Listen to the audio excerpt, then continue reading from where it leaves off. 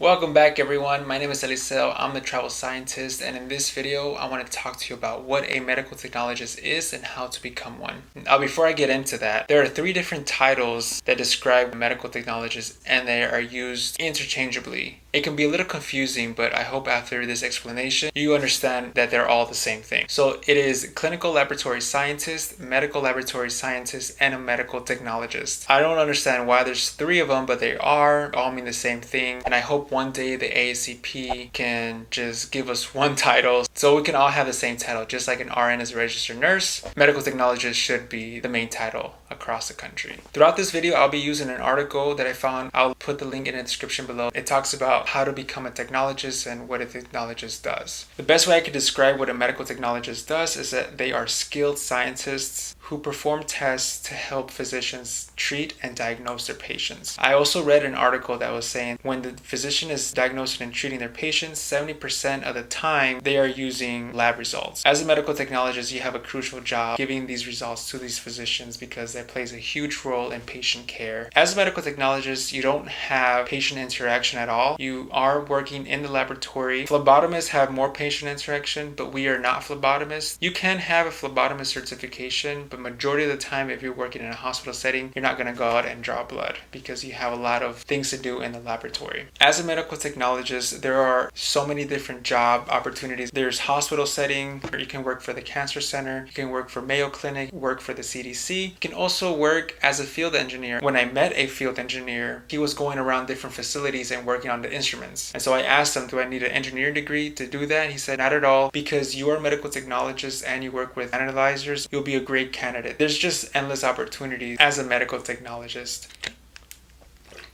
Having a medical technologist degree is really good to have if you are pursuing to become a doctor, a pharmacist, a physician's assistant, a pathologist assistant, or a PT. As a medical technologist, when you are going through the program and getting your undergrad degree, you are going through all these courses. You do take A&P, biochemistry, chemistry, statistics. You have a heavy load of sciences, and so if you're pursuing dentistry or if you're going to medical school, is a really good undergrad degree to have. As a medical technologist, you can also specialize in different departments. You can specialize in blood bank, you can specialize in microbiology, hematology, and in chemistry. There's just so many different opportunities as a medical technologist. The sky's the limit, honestly. You can also be a traveler as a medical technologist, and that's what I've been for the past 2 years, and I'll get more into detail about what that is later in this video. So, what is the salary of a medical technologist? According to the US Bureau of Labor and Statistics, the median annual salary for a clinical laboratory technologist in the US in 2021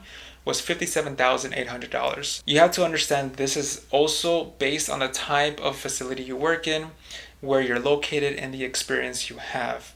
And also according to the BLS, they are predicting a job growth of 11% between 2020 and 2030, which is faster than average. So now that you know what a medical technologist does, how do you become one?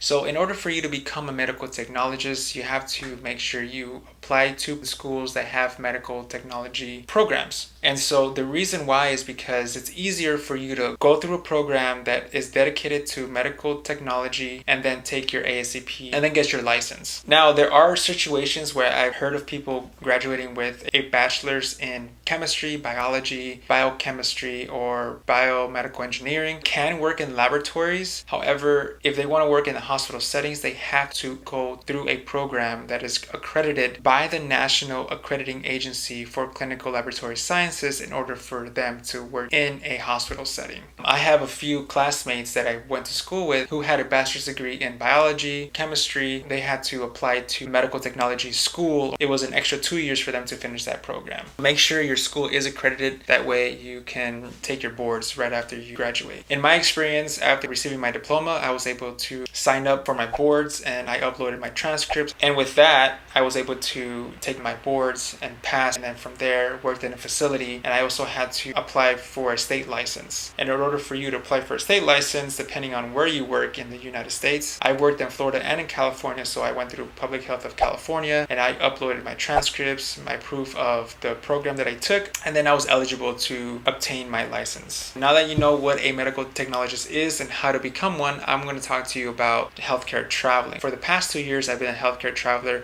and it's been very convenient for me. Prior to that, I was working full time, and it was very hard because I was overwhelmed working 5/8, rotating every other weekend, and you had to wait to ask for 2 weeks off. You had to wait a year, you had to wait to accrue PTO, and you had like a 90-day probation working as a full-time employee. And so working as a healthcare traveler, now you're working for an agency that helps you look for facilities, and you're working as a contractor.